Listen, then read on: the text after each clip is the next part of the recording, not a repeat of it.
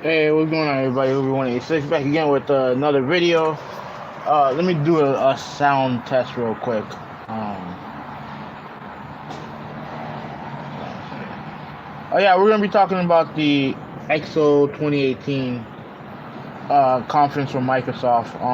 If you look at the title, you can tell that I didn't like the show, and I'll go deeper into it. I'll go deeper into it in a second. Let me just check out the test. Let me test the sound. Okay.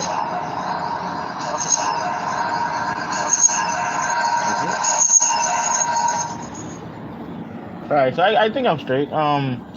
Anyways, yeah, how you guys doing this evening, man? Like, how are you guys doing?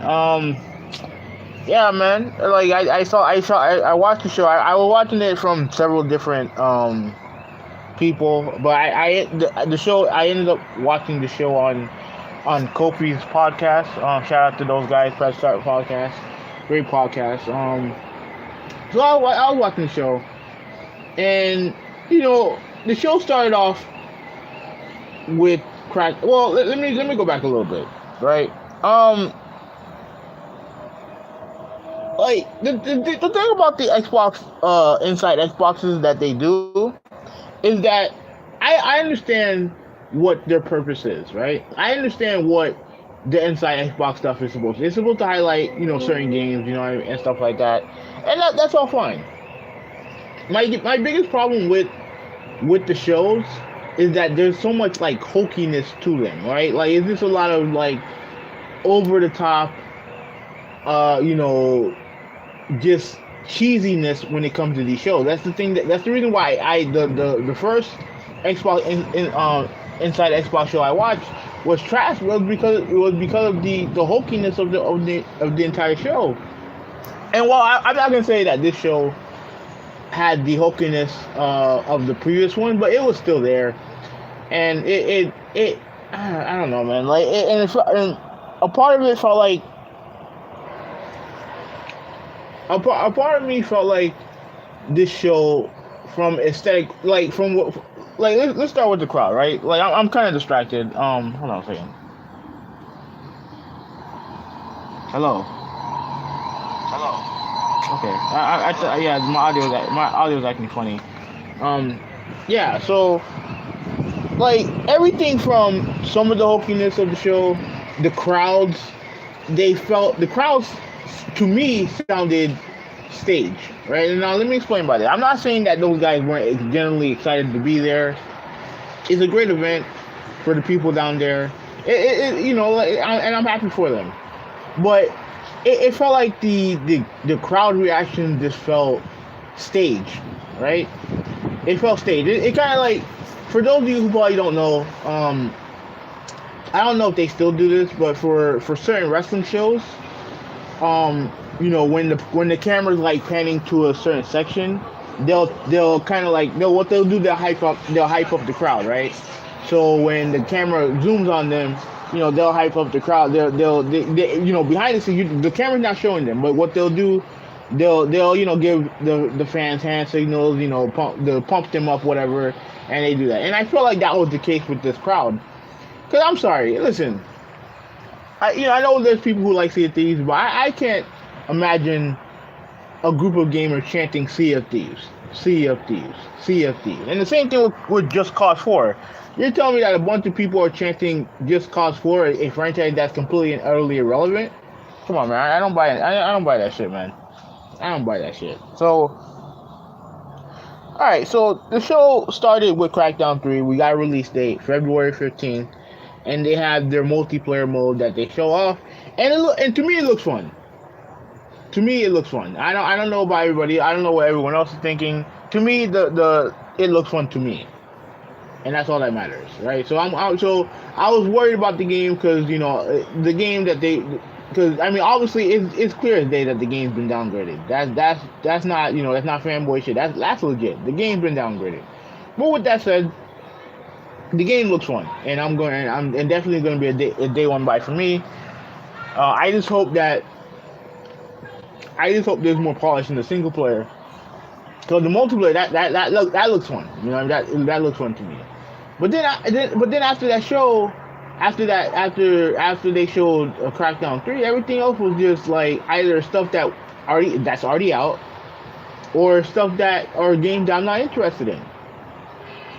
You know what I mean? They had updates for Sea of Thieves, State of Decay, Minecraft, and I'm like, I don't care about none of this shit, man. And then you have all these little the hokiness of all the people who were hosting the event, and it just soured me on the entire event. Like the show was just not good, and that's that's the most frustrating part about the whole thing is that they came off, I thought, a very good E3 in 2018, a better show than Sony, right?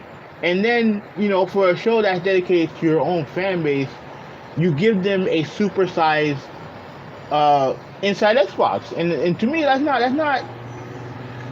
good enough, man. Like to me that's not good enough. And the show was just so tacky and hokey, and I just can't stand that level of hokiness when there's nothing funny about it. Like I'm sorry, like guys like Major Nelson, and listen, I understand that's his shtick, I get it, but man, that shit's not funny.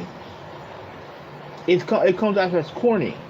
Now let me also say this. Now there's a couple other things that I want to mention. One, it's clear that they're all in on Game Pass, right? I think they announced like 16 new games coming to Xbox Game Pass for November. You know what I mean? They're all in, and like I said, like it's a great deal. I don't have it. I don't know. I don't know if I'm going to get it. I don't know. I don't know if it's necessarily my thing, because I like to kind of like just own my games. But with that said, it's a great deal for people who are into that, or wanna who may not have the money to just buy every new game, whatever. I'm actually in my balcony right now. As you can see, I'm outside, my balcony or whatever. I just wanted to do this real quick, because I far up, I really didn't feel like bringing up Google Hangouts, so I decided to do this instead. Um, so yeah. So obviously they're all in on Game Pass. Everything, a lot of their announcements centered around Game Pass. So that's what you get. That's what they're doing. Also, they did announce two new studios joining Obsidian, which was something that I think everyone pretty much knew about, and Exile, which is a lesser known studio. But the one common thing is that they make RPGs, so their expertise is RPG. So maybe you can have one of these studios make a new Fable game in the future. Ultimately, I think it's a good pickup for Microsoft. They keep building on their studios, and that's all well and good. I props to Microsoft for doing that. But at the end of the day, man, that show to me was garbage. Was pure garbage. I mean, to me it was just so boring, man. Like, and just like, I understand. Like, look, I didn't expect them to announce like a whole bunch of new games and shit like that.